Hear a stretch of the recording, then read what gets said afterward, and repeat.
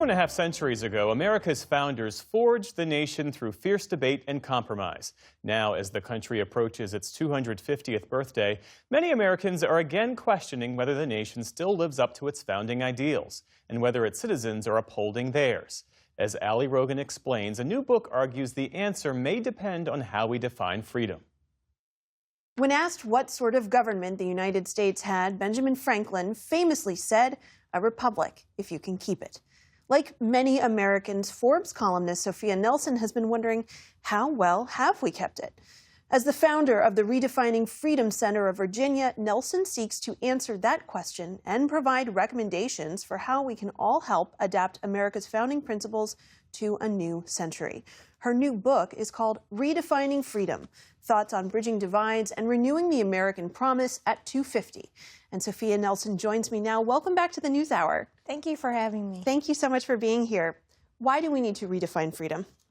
Well, I think that the natural instinct at a 250-year celebration is to commemorate, to have a big party, for everybody to be jovial and think about all the things we do well. We should do that. However, we're in a unique moment. We have a divided country in a way that I've not seen in my lifetime. Governing ourselves in the 21st century with an 18th century document's a little tricky. And I don't want to throw it away. I want to refresh it. I want to do what Jefferson said. I want to refresh the tree of liberty from time to time. And I think that's what I'm talking about. You break it down into 4 pillars, and they are personal freedom, shared freedom, lived freedom, and protected freedom. Why is it important to name those and define them? Well, I think freedom is the best word in the American vocabulary. We all love it. It's a great word, right? But we got to define it, because I think my freedom and your freedom could be very different notions of what that is. And so when I say shared freedom, my favorite of all, that means that Sophia's freedom should not impinge on yours, or mine shouldn't be greater than yours. We live in a community.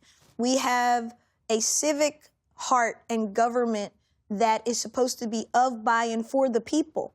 And that means that we actually look out for each other. And so when I get into personal freedom, that's the individual right you have to go where you want, marry who you want, think what you want, worship how you want, versus other people may have a very different way of expressing themselves. And in this country, the tension is we tolerate that and we celebrate it, or at least we used to.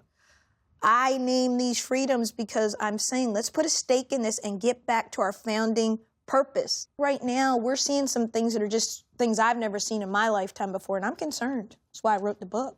You diagnose civic apathy as the greatest threat to democracy.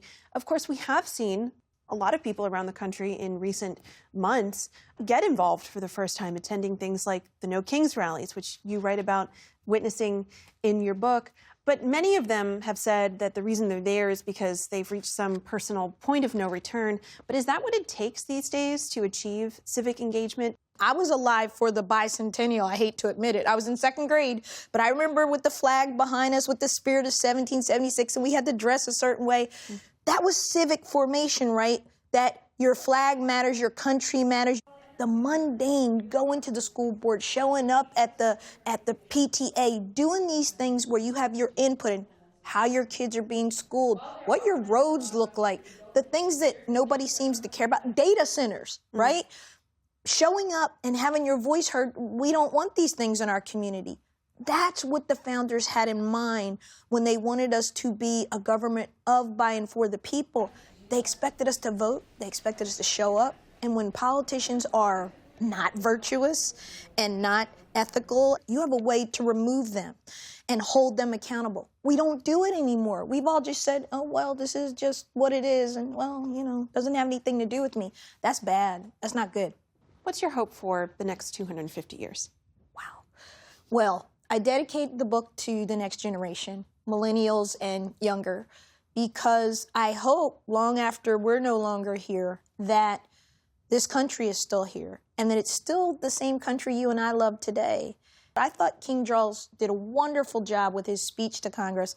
You know, boy, a king came and lectured America politely, but he schooled us, if you will, on, don't you know you don't have a king anymore, and that there is a check on the executive, and that the world community looks up to you and that NATO matters and you got to pledge your support to Ukraine and helping other nations. That's who you are. I thought he reminded Congress very well of who America is to the rest of the world and who we should be. The book is Redefining Freedom. Sophia Nelson, thank you so much. Thank you for having me.